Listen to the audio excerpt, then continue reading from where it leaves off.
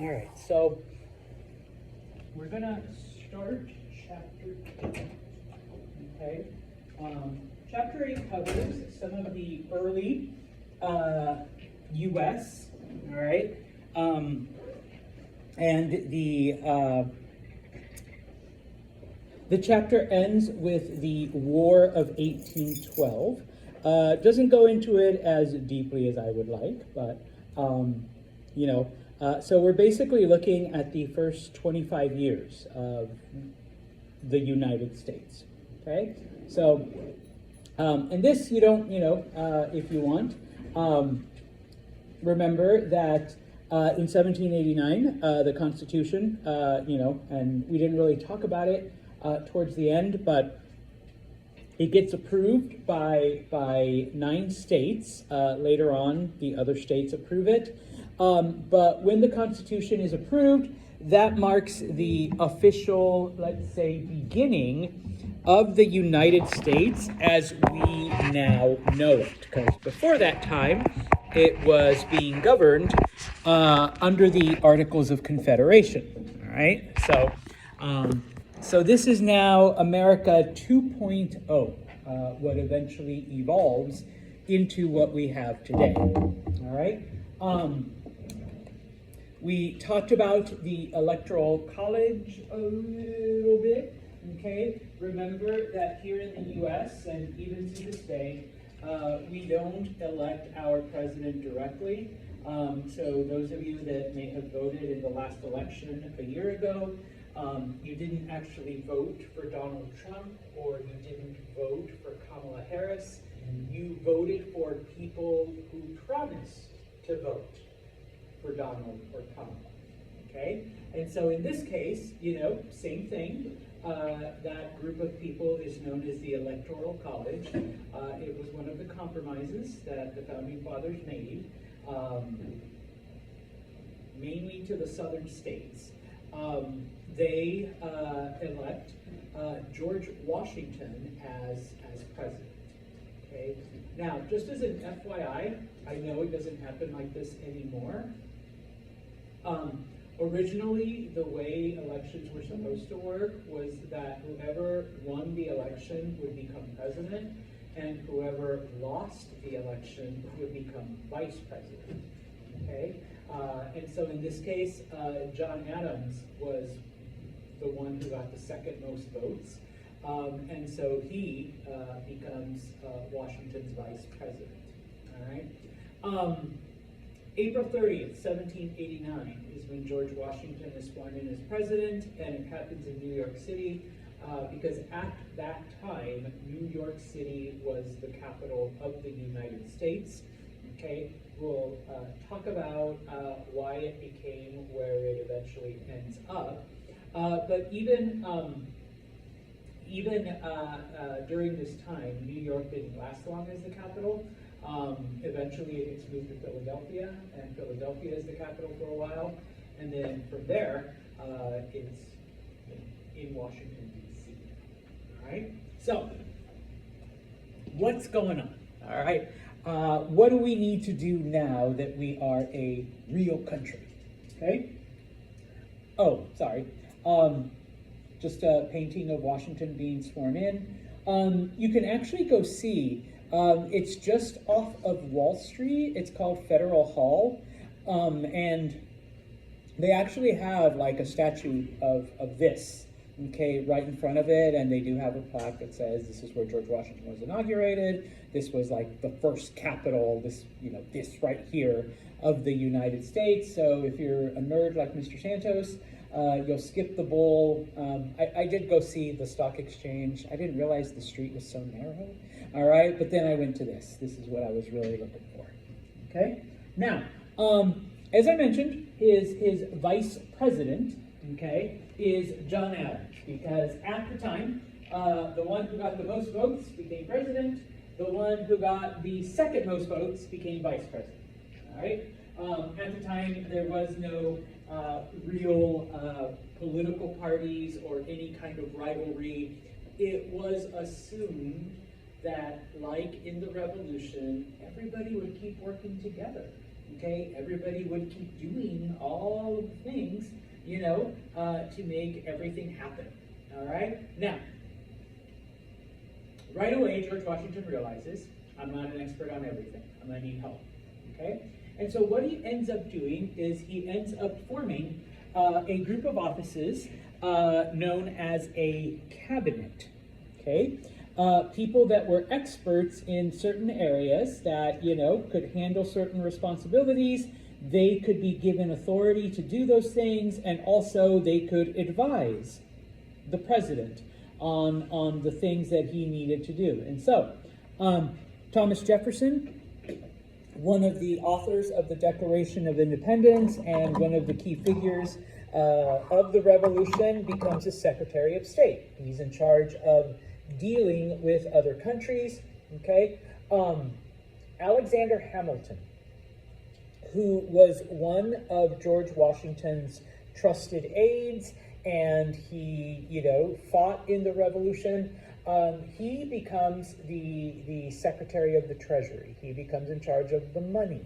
Okay, a man named Henry Knox, who was one of George Washington's generals in the Revolution, becomes Secretary of War. Now, FYI, okay, the Secretary of War eventually becomes the Secretary of Defense. It happens about 120 years later, because before it was Secretary of War and Secretary of the Navy. They were separate. But then when they're combined, it becomes the Secretary of Defense. And I only bring this up kind of sort of because like about a month ago, maybe 6 weeks ago, it was like a big brouhaha because Donald Trump wanted to change the name of the Defense Department to the War Department. And instead of the Secretary of Defense, he would be the Secretary of War. And everyone is having a fit. And of course, history teacher Mr. Santos had to point out, you know, when it originally started, it actually was the Department of War. And it was the Secretary of War. And people were like, shut up, Santos. I'm like, no, but really, I'm not defending Donald Trump. But that's what it was originally. Okay? So, you know, of course, he's not doing it because of the historical tradition. He's doing it just to sound tough. All right? But that's what it was.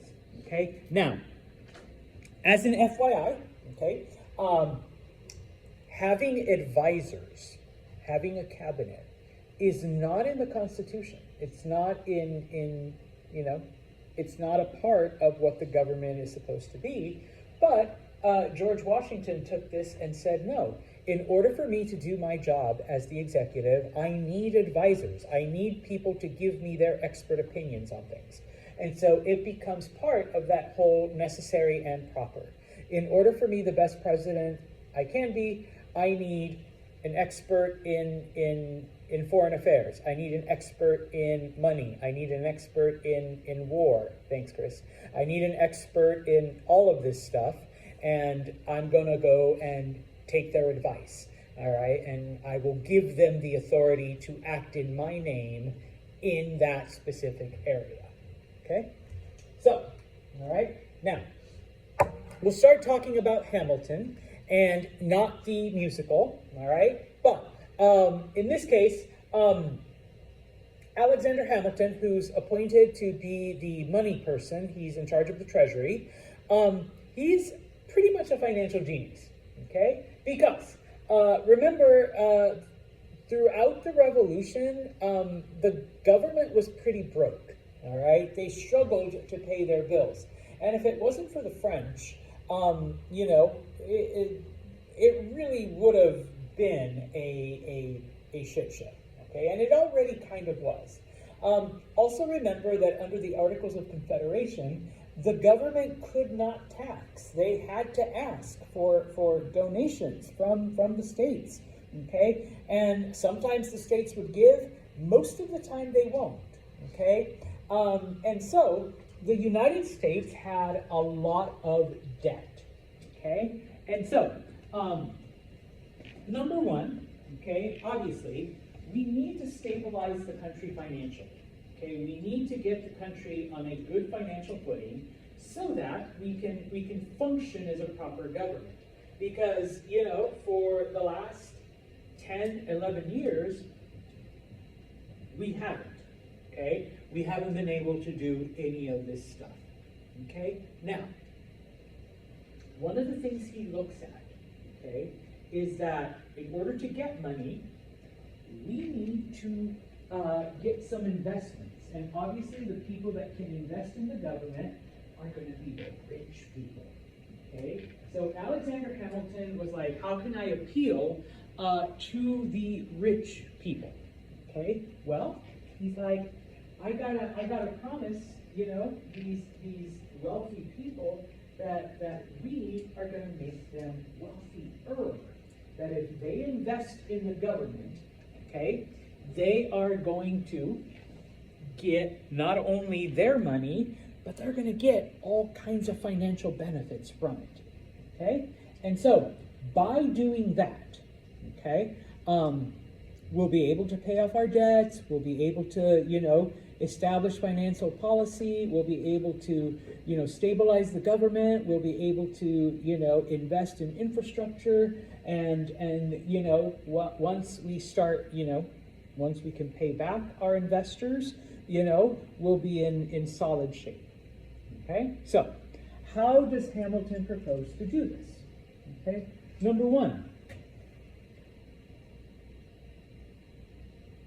he wanted to pay off all of the debt that not only the federal government had, but that the different states had. Okay? And so it's like, all right, how does that help? Okay? Well, I'm not an economics person, and the only thing I understand about credit is when my credit card says, sorry, bud, all right, you need to make a payment, all right, type of thing. But in this case, he's like, okay, by taking on this debt, we can establish the credit worthiness of the government, because obviously we're showing that we can pay off certain things, and so then other, banks and other countries will want to lend us money, number one. Number two, if we take the debts of all the states, okay, because remember, the Articles of Confederation, the only thing that the federal government did was negotiate peace treaty and deal with other countries. When it came to financial policy, each state handled their own thing. So some states had quite a bit of debt, and they were in fact struggling to pay off some of those debts. That's why they agreed to, let's form a new government. And so in this case, Alexander Hamilton offered to pay off all of the state debts. Okay? He did it though because, if you recall, one of the dangers of the previous government, all right, each of the states treated each other like different countries, and for a short while there was a distinct possibility that the 13 states would break up into 13 different little countries. I paid off your debt, okay? So now you owe us, all right? And so this way the federal government has some kind of leverage over each individual state, okay? Just by the sheer fact that, here's Pennsylvania, thanks, Mom, and, I just paid off Pennsylvania's debt, okay? So now Pennsylvania is indebted to the federal government, they're not going to run off and form the country of Pennsylvania, because, otherwise, financially, they could be ruined, okay? So we want the federal government to have that power over the states, okay? Now, basically what he would do then is, and this is another way that all kinds of governments raise money, okay? Number one, the easiest, fastest, simplest way is taxes, okay? New taxes for all of you. You all love taxes, okay? But another way that the government does, okay, is they issue bonds, okay? Now, whether it's the federal government, whether it's the state government, whether it's the county government, whether it's the city government, if they want to raise money for a particular project and they don't want to raise taxes or they can't raise taxes, they will sell bonds, okay? You, as average people, buy these bonds, and you will be paid back in 50 years, 60, like however long of a term, with interest, okay? So it's an investment not only in the government, but you're kind of building up savings because, in the end, you get your money back plus whatever interest, okay? So Alex wanted to issue bonds, sell them to rich investors, okay? Because now that our three richest people in the country have bought government bonds, okay? What do these three people want more than anything? If they just invested their money in the government. Yeah, okay? If the government fails, which they still could, even after the Constitution, they get nothing, okay? They want their money back plus more, okay? So by doing this, okay, now, these three richest people in the country, they are going to do what they can to make sure the government doesn't fail, okay? Otherwise, they don't get any of their money back. They don't get any extra money, the more money that they want, okay? And so Alexander Hamilton's like, yeah, if we can get rich investors to buy these bonds, boom, okay? And just as a side note, we just had elections like 2 weeks ago and stuff. Every now and then, when you have especially local elections, whether it's city or county or whatever, yeah, you vote for people on one side, but if you flip the ballot, there's like different measures on the back, okay?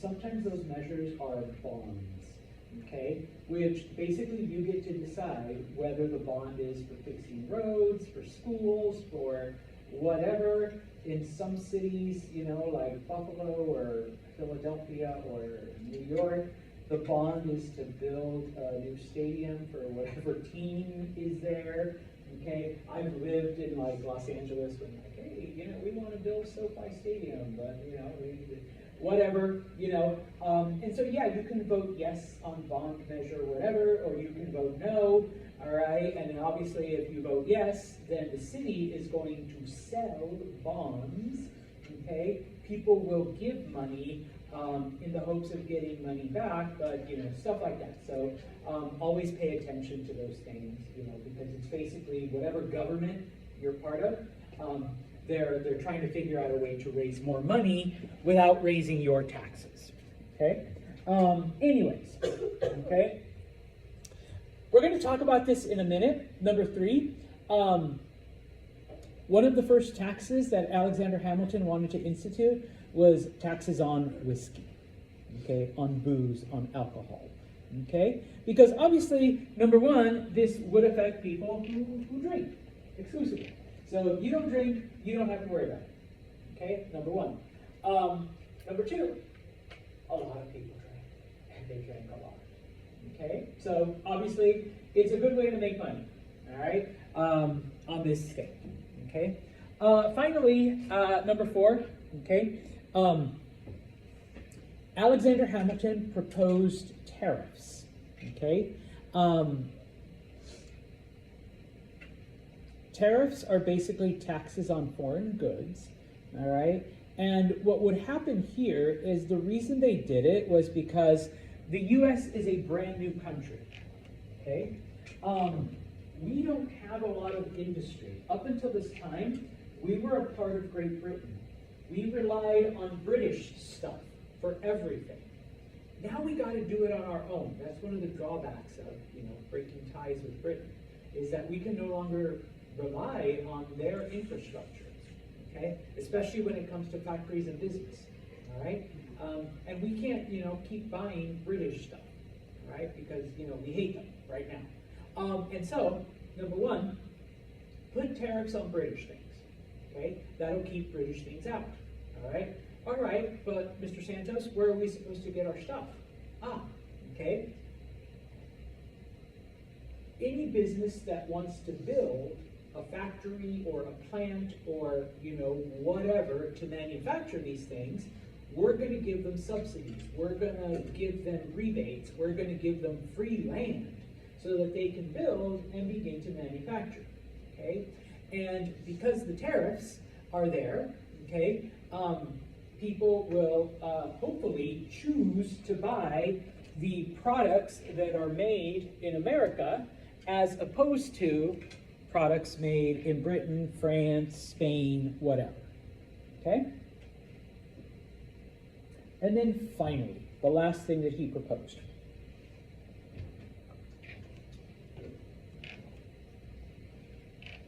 He says, we need a central authority to handle all of the money. Printing money, regulating money, making loans. It's not going to be a government agency. It's going to be a private thing, because obviously we're making money here. But it will be under our control. He wanted to model it after the Bank of England, and it would be called the Bank of the United States. FYI, it doesn't exist, okay? For the first 25 to 30 years of our country's history, though, this was the issue that states and politicians and the government fought over, was the Bank of the United States, okay? If you look at the different responsibilities, though, of it, today we have the Federal Reserve, which functions kind of like what they had hoped the Bank of the United States would do, okay? It's a little bit different because it is still, not quite a government agency, but it is, okay? Whereas under Hamilton's proposals, it would have been a completely private, organization, okay? This is what he wants, okay?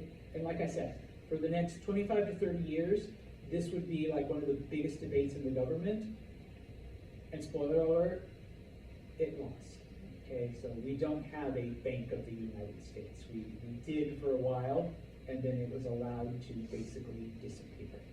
Okay, which leads to all kinds of crises in the 1830s and 1840s when it comes to money and printing money and like all this other stuff. But we can talk about that when we get to the 1830s. Okay, so this is his proposal. This is what he wants to do. Okay, now, obviously, okay,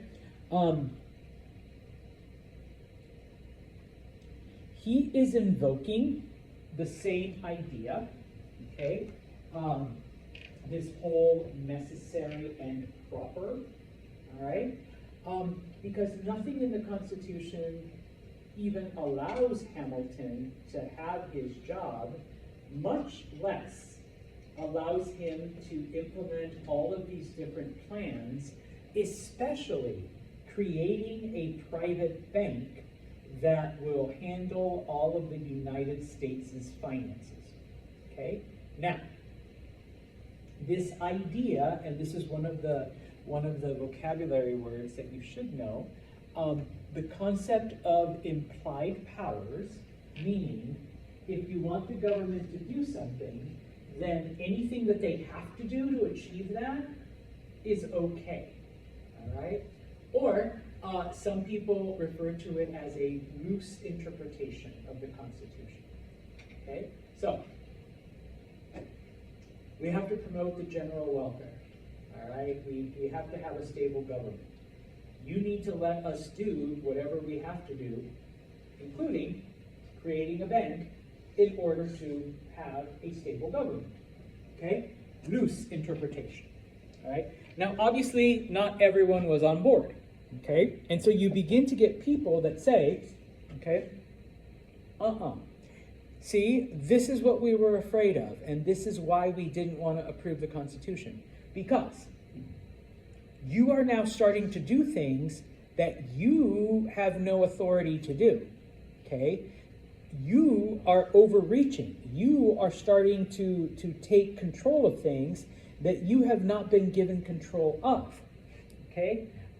Nowhere in the Constitution does it say that the government can create a bank and get into the finance business, okay? Nowhere, all right? And so this became known as a strict constructionist view, okay? The government can only do what the Constitution says they can do, okay? And in fact, the 10th Amendment, all right, at the end of the Bill of Rights basically says, okay, if the government isn't given the authority to do something, then that authority belongs to the states, okay? Yeah. The Constitution doesn't say that the federal government can create a bank, all right? So that means it's the states' jobs to create banks. And yeah, we have, you know, the Bank of New York, Bank of Pennsylvania, Bank of Georgia, the Bank of this, the Bank of that, because that authority belongs to the state, okay? Not to the federal government, all right? So, loose interpretation, the government can do whatever it wants to achieve its goal. Strict constructionist, no, you can only do what's written in the Constitution. Everything else, you know, is forbidden, and it goes to the states, all right? So, we begin to see then opposition, and this is the birth of political parties, the way that we begin to understand them, okay? And it all comes from Alexander Hamilton's financial policies, okay? Some people agree with him, some people don't, okay? And so in this case, okay, number one, we begin to see then people dividing into two separate camps, all right? Number two, the problem with it, okay, because it's not just financial policy now, Alexander Hamilton was really pro-British. I mean, you know, yeah, he fought in the war against them, but, you know, he's like, okay, we fought a war, but we really are very, very similar, okay, in a lot of ways, okay? Remember, it was Alexander Hamilton who wanted George Washington to be the king. He wanted to establish a monarchy just like Britain, okay, type of thing, all right? Whereas other people were like, no, we fought a war, we beat them, thanks to the French, and so now we need to make our own future. We need to make our own path. We can't start copying Britain. We already told you no on the king thing, Alex, okay? But now you want to create a bank just like Britain's bank. You know, we need to put a stop to that too, all right? And so, most of Hamilton's financial plan passes. Most. Okay? And so, once again, we see the idea of compromise, okay, of giving up certain things, okay, in exchange for other things, okay? In this case, all right, Alexander Hamilton was able to get pretty much everything he wanted, all right, except for subsidies for businesses, okay? What did they have to give up, though? The capital. It wasn't going to stay in New York. The original plan was for the capital to be in what today is Brooklyn, okay? You have to understand that 250 years ago, New York City was basically just Manhattan. That was it, okay? Everything outside of it was considered something separate. And so Brooklyn had actually been set aside to be the capital, all right? That was going to be the capital of the United States, all right? In order to get his financial plan passed, Hamilton had to say, fine, we will put it between Virginia and Maryland, okay, which is the location of where Washington, D.C. is today, okay? Since the capital was not going to be in Brooklyn, the capital is moved to Philadelphia, because once again, you need to realize that at this time, Philadelphia was the bigger city. Philadelphia was like the place. Okay, New York hadn't happened yet. All right, New York wouldn't grow and become what it is today until the finishing of the Erie Canal. All right, so Philadelphia was like a better choice, and so they're like, well, we're just going to end up moving it to this place in Virginia anyways. Why don't we just have our capital in a more fun, better, entertaining place? All right, a bit more cultural, more stuff to do. Okay, since we're not going to do it in Brooklyn. All right, and eventually Brooklyn became Brooklyn. Okay, so that's why. All right, Alexander Hamilton wanted his financial plan to pass. He gave up a capital so that it would. Okay, and so that's why we have Washington, D.C. All right, no other reason. Anyways, Hamilton. All right, that's the closest approximation we have of what he looked like. Okay, now when it comes to political parties, okay, like I said, this opposition to Alexander Hamilton's financial plan is where basically it starts, because today we look at, and people are either like diehard Republican or Democrat or whatever, those ideas and the way those political parties functions did not exist, okay, back then, all right? It was totally different.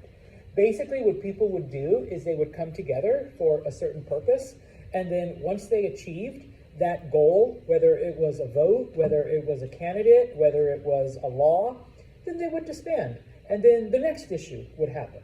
Okay, now, Britain already had political parties established, okay, and so one of the things that the new country that America was trying to avoid was following too closely, okay, but by the 1790s, like within like 3 or 4 years, and like I said, it was basically Hamilton's financial plan that brought this about. There were already two groups that were functioning basically like modern political parties. Okay, it was the Federalists and the Democratic Republicans. Okay, now, one of the things that a lot of students, including myself, try to do, okay, is try to like equate, like, oh, so like today, like the Federalists are like the Republicans, and no. Okay, in fact, they have really nothing in common, and they don't really like correspond to anything. So please don't try to do that, number one. Number two, even political parties like the Republicans, during the Civil War, the Republicans were the liberals. Okay, they were the ones that wanted to abolish slavery. Okay, over time, though, the two political parties like kind of switched sides. Yeah, Lincoln was a Republican. He would be more Democrat now. Yeah. Okay. And so when people are like, well, Democrats are racist because who freed the slaves? And I have to remind people, yeah, back then Republicans were the liberals. Today they're not. Okay. So the spectrums always shift. And then I have to explain the 60s and the Civil Rights Act and a group called the Dixiecrats and, like how everything went flip-flop. And so, yeah. Okay, so please don't try to do that. But these become the two main political parties for like the next 20 years. The Federalists and then the Democratic Republicans. Okay, in 1793, George Washington is elected to a second term. Okay, by the time of his second election, now George Washington, like he hated political parties, and so he wasn't a part of anything. So he was basically like independent. But political parties are now a part of American life, like within 4 years of the country forming. And even though he doesn't participate in any of the parties, a lot of his decisions favored the Federalists, okay? Not the Democratic Republicans. So sometimes people are like, Washington was a Federalist. Technically he wasn't. But a lot of the things that he did went along there. It was sort of like a de jure, de facto situation. Yeah, basically. Okay, so, all right, now, just one quick thing, because we can't get into the French Revolution, but if you've taken my History of Civ class, I love talking about it, okay? In the 1790s, in 1793, we see the French Revolution begin, okay? Louis the 16th gets his head cut off, Okay, the power of France is overthrown. A lot of it had to do with the fact that the French had given so much money and so much materials to the Americans during the Revolution. That was like part of the cause of this instability in France. Okay, now, not long after the beginning of the Revolution, we see Britain and France get into a war. Okay, we had signed a treaty with France, and so technically we were obligated to come to the French's aid against Britain. Okay, and Thomas Jefferson, who was a Democratic Republican, and all the people that sided with him felt that we should honor this treaty. Okay? But remember, Hamilton, he was a Federalist. He was like, you know what? I mean, we signed the treaty with the King of France, and now the king has no head, and they have a completely different government. We didn't sign a treaty with them, number one. Number two, Hamilton was a fan of the British. Okay, so, you know, this is kind of a gray area. All right, and so, like I said, many of Washington's decisions tended to favor the Federalist side, even though he wasn't a Federalist. And so George Washington declares that the U.S. will stay neutral in this conflict. Okay, we're not going to get involved, even though we do have a treaty with France. We're going to stay away. Okay, now, of course, the people that supported Jefferson and the people that supported France are naturally upset. And in a sense, you know, we did have a treaty with France, so we're not honoring the terms of the treaty. Okay, but one of the things about George Washington is, and he actually expresses it in his farewell address, is that he wanted the U.S. to stay out of European affairs. Okay, he did not want the United States to ever get involved in anything that was remotely European. Okay, because it had caused so many problems throughout history that, you know, it would just cause more issues for the United States. Okay, and so for the next 150 years, it doesn't really kickstart until the end of the War of 1812, but for the next 150 years, the United States basically stays away from most of the affairs of the rest of the planet. Okay, it isn't until World War II that the U.S. finally gets itself involved and, you know, into everybody's business. Okay, we did it briefly in World War I, and then everyone went back to their isolationist idea. All right, so this is kind of where it starts. Okay, now, moving on, leaving the French Revolution. Yes?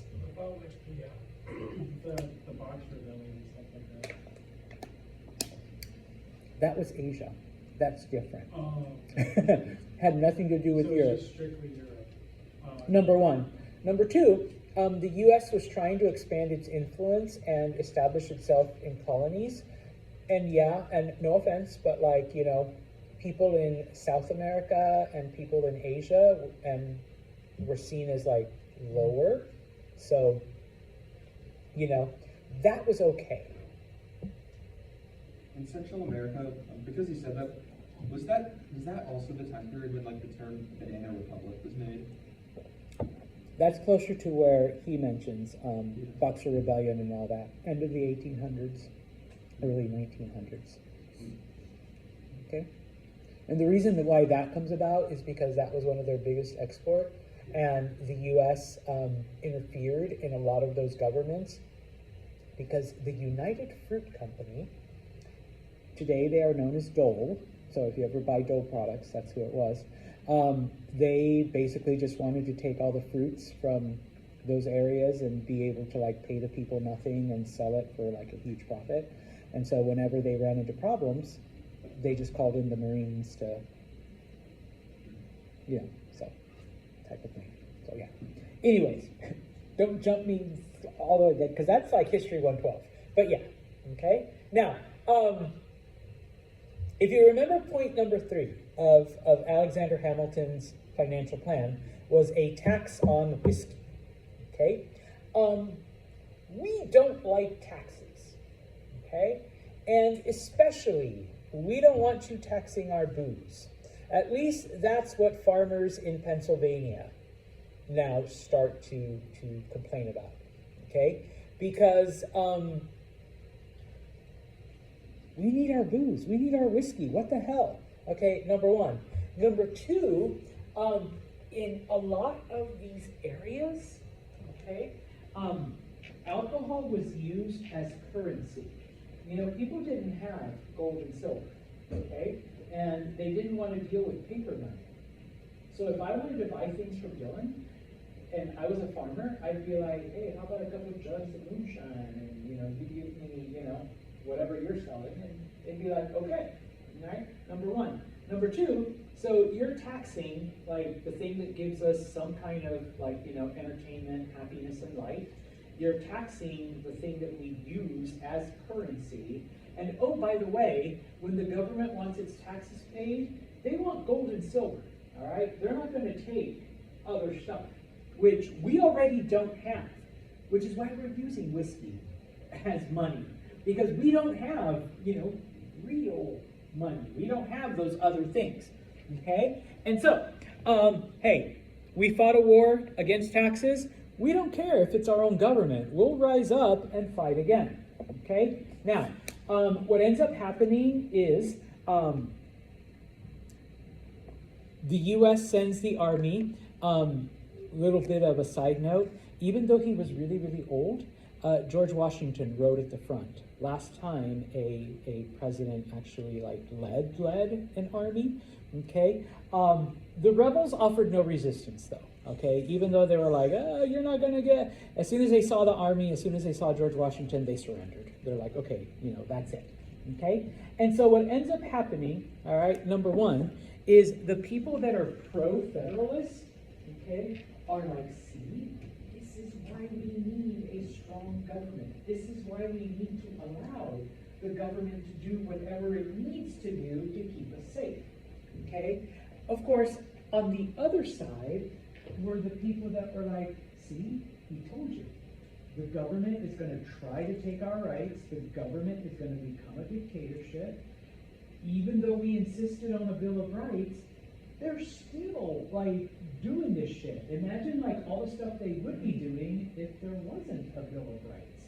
Okay? And so, once again, we see this division getting even bigger. Okay? Now, Washington.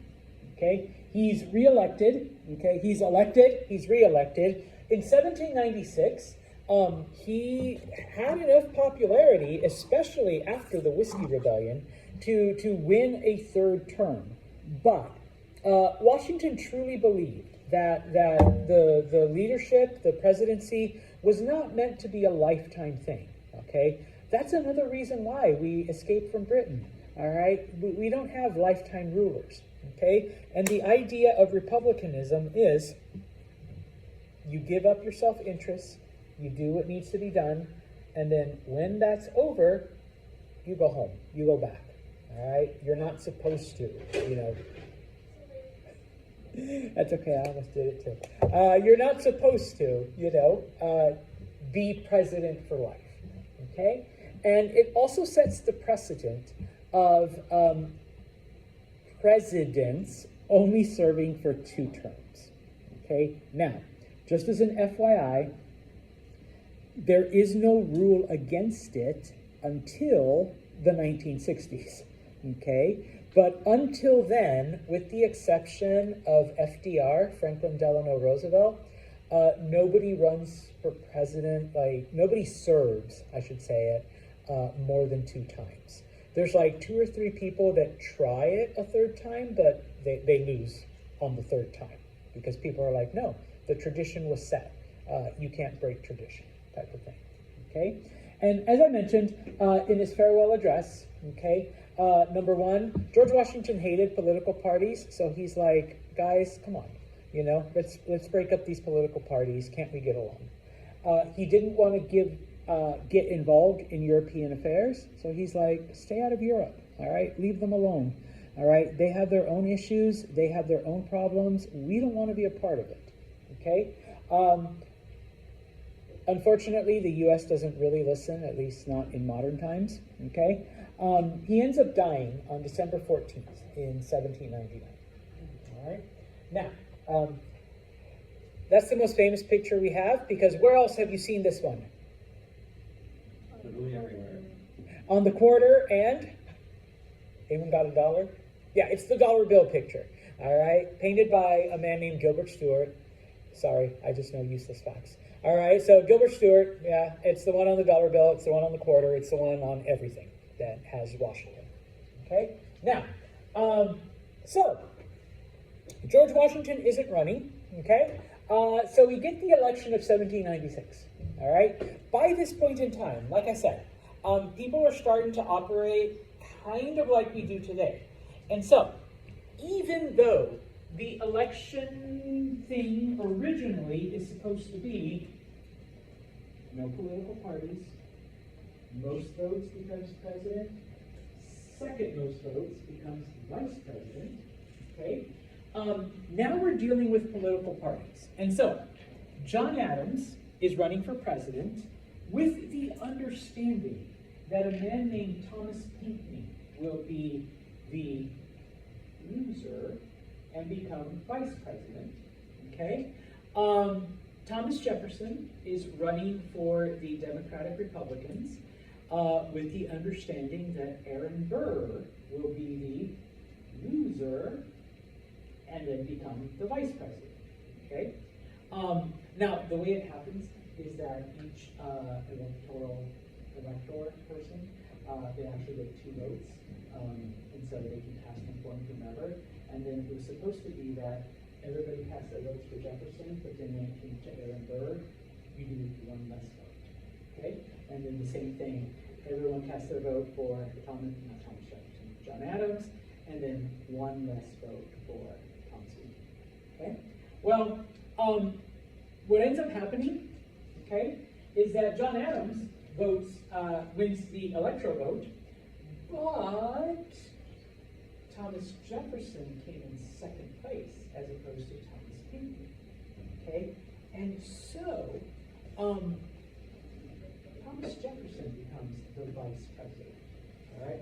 So a situation that you really wouldn't see today, the president is from one political party, the vice president is from a different one. Okay? So imagine Donald Trump being president and Kamala Harris being the vice president. Okay? Yeah, they don't get along. You're like, how the fuck would that work? Yeah, and guess what? It didn't. Okay? Because you have 2 enemies having to serve together. They don't like each other. They don't even like talking to each other. So yeah, unfortunately, the one who suffers through this is John Adams. All right? His presidency is kind of a shit show. And he only serves for 1 term. All right? Now, okay? The thing, though, about John Adams is he was really smart. He was brilliant, okay? But he did not have the personality to inspire confidence in people, or like, he wasn't very charismatic. He was very blunt, and that just wasn't going to work. Okay, and so not only did the people in his own political party hate him, but so did his enemies, for different reasons. All right, so he had a very, very difficult time. All right, the other thing about him is that he was kind of an elitist. Unlike George Washington, who had lived and fought amongst common soldiers, John Adams never did any of that. Okay, he was part of the revolution, but he was in the government. He was in the academic bit. All right, he wasn't actually with the common people. All right, so he never knew how to relate to them or how to present his ideas in a way that people would want to follow him. All right, that's John Adams, if you've ever seen a picture of him. I don't think he's on any money, now that I think about it. I'm trying to think, but no. All right, so that's our second president. All right, now, two things. Because his presidency was a total, like I said, total shit show. Okay, I'm going to give you just two things that made it, that were like the worst. Okay, the first one was something called the XYZ affair. Okay, Britain and France are at war. Okay, and during this war, it comes time to renegotiate some of the trade agreements that the U.S. and the French had going for each other. Okay. Now remember, George Washington declared us neutral in the fight between France and Britain. Okay, even though we had a treaty with them. All right, but the trade was still happening. Okay, that part Washington said no, we can still buy and sell because we still have a trade agreement. Okay, and so we're going to renew this trade agreement. Okay, even though we're not renewing the rest of the treaty. Okay, but before the negotiations can start, the French demanded a bribe. Okay, kind of like payback. All right, you skipped out on the treaty part, on the defense part. Okay, now you want to renew the trade, you want to renew the financial debt. You're going to have to give us a reason. Okay, so they want a bribe. Okay, plain and simple. Okay, John Adams was like, no, we're not going to bribe you. All right, the U.S. doesn't bribe anyone. Okay, and he actually makes it public. He's like, can you believe what the blankety blank what the damn French tried to do? They tried to extort us just so we could sit down and negotiate this trade treaty. Okay, well, basically France cuts off all relations with the U.S. and French ships start to attack American ships at sea. Okay, and so basically the U.S., even though it was never declared, the U.S. begins this quasi-war, against the French Navy. All right, so basically, number one, everyone who supported France, everyone who was on the French side, like the Democratic Republicans, are angry at John Adams because now we're in a war with France. Okay, it's not declared and it's only like our ships, but we're at war with them. All right, and of course, business people are like, wait, what do you mean the treaty wasn't negotiated? Where are we supposed to sell our stuff? Where are we supposed to get cheap materials? All right, that treaty with France is what kept us all in business. So business is now hurting because of John Adams's actions. Okay, the other thing that makes his presidency a shit show. Okay, one of the first instances of anti-immigration legislation.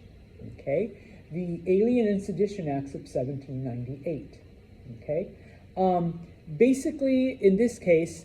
And it's a result of the issue with the French, okay? Basically what this does is it makes it harder for people to come to the United States, and it makes it harder for them to become citizens, all right? Because John Adams' reasoning was, well, what if we let, pro-French sympathizers in, okay? What if we let, people that are going to try to destroy our government. So we are going to limit, these dangerous immigrants. Basically, it was anyone who was French or pro-French. Okay. Now, obviously, people become very critical of this, and so a subsequent bit of, legislation is that anyone who starts criticizing the government for this legislation, we're just going to throw you in jail, So we're going to remove free speech. We're going to remove due process. Okay? So, not making any friends, okay, from these two things. Okay? And so, what ends up happening is that people begin to really, really get riled up because of the imposition of censorship on free speech. Okay? And all of this comes from Thomas Jefferson. or at least he's the leader of the opposition. So your own vice president is leading, opposition to the laws, even though they're stupid, to the laws that you've enacted. Okay? And so, what ends up happening is Thomas Jefferson writes like a treatise on this, like an essay about it, and he comes up with the word and the idea known as nullification. Okay? This becomes important, 60 years later, because the idea of nullification is, okay, the federal government and the states entered into an agreement, okay? And if the federal government oversteps its bounds, and if it does something that will harm the states, or that the states don't like, they can nullify that law. We don't have to follow it. Okay? We don't like the Alien and Sedition Act, so we're not going to follow it. Okay? Now, why do I say that it becomes an issue 60 years later? Abraham Lincoln is elected to the presidency. Okay? One of the things that the southern states are afraid of is he's going to eliminate slavery. Okay? And so they use the idea of nullification to say, we don't accept those presidential results. No, we don't like that. So we're going to nullify that. Okay? And if they try to eliminate slavery, we're going to nullify that too. Okay? Now, of course, that movement grows, and eventually the southern states form their own countries, for a couple of years, Civil War, all right? But that's where that idea is born. Okay. Now, obviously, Jefferson was wrong, okay? But that arises from his opposition to John Adams and the XYZ affair and the Alien and Sedition Act. All right? Now, I just explained it. It's on the slide. I apologize. Like I said, because the Constitution and the government was an agreement between federal government and the states, okay, you don't have to listen to the parts you don't like. And as I mentioned, during the Civil War, that becomes the basis of the Southern argument, okay, for being able to leave the Union, okay?